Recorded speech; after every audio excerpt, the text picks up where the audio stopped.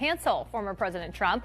Jordan says Democrats ignored evidence and due process, and that's why they backed off of a vote to bring witnesses into the trial. Now, Jordan also said Trump's speech ahead of the Capitol building riots was protected by the First Amendment. This comes after the Senate did not get enough votes to convict the former president in his impeachment trial. Meanwhile, Iran testing a new smart short-ranged missile. Israeli media reporting that their military officials believe the range of the missile is about 186 miles. They also believe that the missile could work under any weather condition. Iran has already conducted tests for short-range missiles, long-range missiles. This comes as Russia and Iran are conducting drills in the area to reinforce security. And the Puerto Rican governor says that he expects Congress to vote on Puerto Rican statehood soon. He says Congress is morally obligated to take up the island's recent vote supporting statehood, and added Congress could bring a bill sometime in the middle of next month.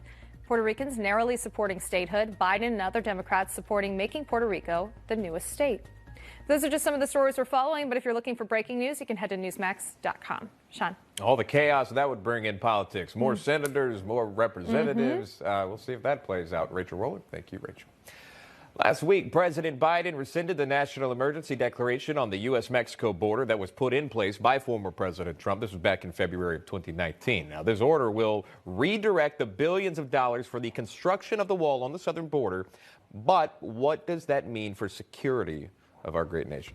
Joining us now to discuss is Todd Binsman, CIS National Security Fellow and author of the upcoming book on your screen, America's Covert Border War, the untold story of the nation's battle to prevent jihadist infiltration. Our panelists, Joe and Victoria, are back as well. Todd, I'll jump to you here.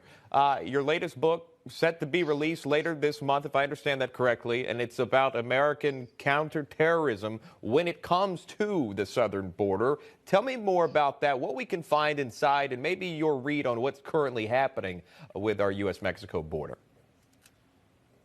Well, the book, thank you for having me. The book would explain to people what happens when 11 Iranians cross the Arizona border, like happened the week before last, and what the American Homeland Security Enterprise does about that.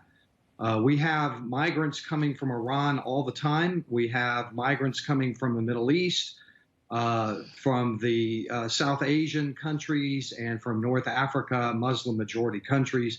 The United States has counterterrorism programs in place seeking to address the potential that jihadists might come through and conduct some kind of an attack like they've been doing in Europe for all this time. The good news is that it has worked fairly well. The bad for 10, 15 years preventing attack. The bad news is that there are problems with that covert border war that need to be addressed, and also that there's a mass migration coming that will enable potential terrorists to get through the border. So there are several concerns. There are flags raised, if you will. And here's another one. The topic of money, actually. Under the emergency declaration, $600 million from the Treasury Department and $6.1 billion from the Defense Department to the Department of Homeland Security for the border wall. But the question now is, Todd, where's all that money going now if Biden is reverting it? Well, that's a good question. I don't think that it's been explained what's going to happen. I think it'll probably a likely place is it'll go back to Department of Defense for programs that it was taken from initially. The bigger issue, though, I just came from the wall. I was in New Mexico where it stopped, is that there are large gaps in the wall that were left, that construction was going to close them up. Border Patrol agents tell me that this has just created human smuggling corridors through the wide open borders that it left, that there are morale issues with Border Patrol over that. Border Patrol was probably one of the biggest proponents of that wall, and they're the best experts, frankly, for how it's going to affect their jobs and the U.S. homeland. Joe, I'll ask you this. Is this really the time for President Biden to be halting this emergency declaration at the border?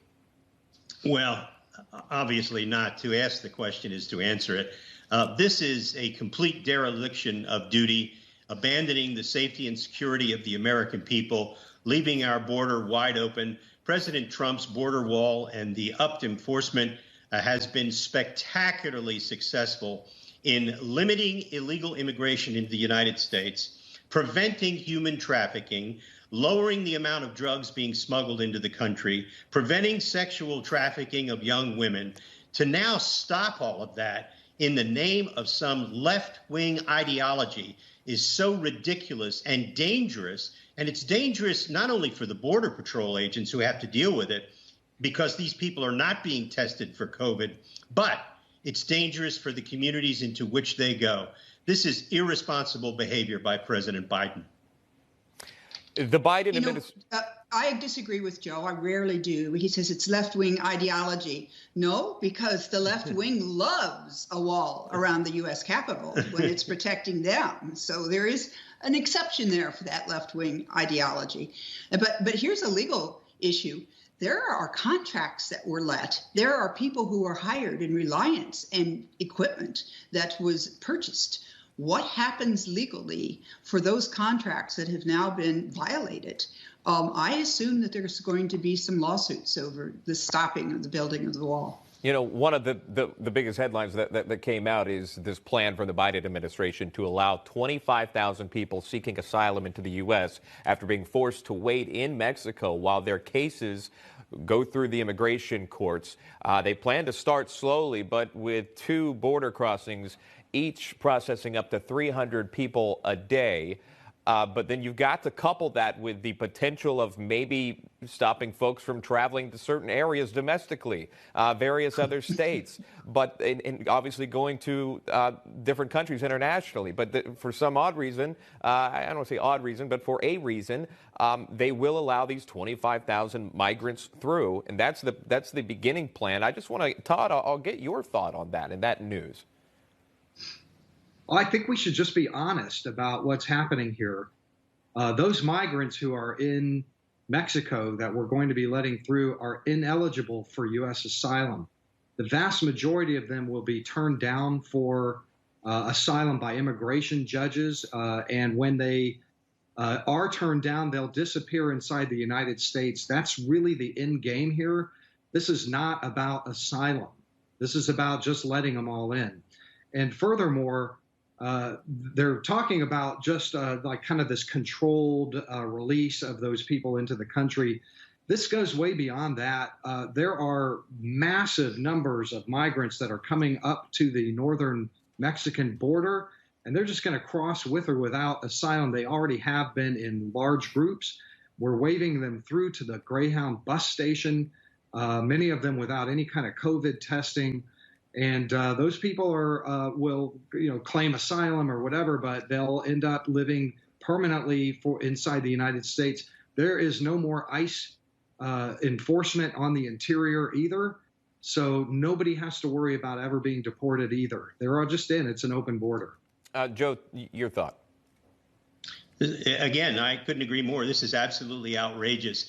Here he is. He's letting people come into this country with no COVID testing. I'm talking about President Biden. And yet they are contemplating putting up barriers to travel between the United States, between New York to Florida, or anywhere to Florida, as a political test of Governor DeSantis.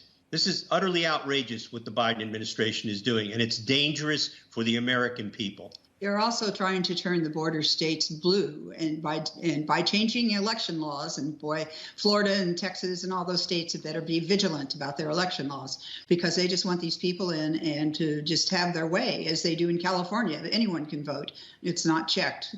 All right, so that's a real issue. We'll leave it right there. Out of time. Todd Bensman, good to see you. Thank you for your time. Panelists, stick around.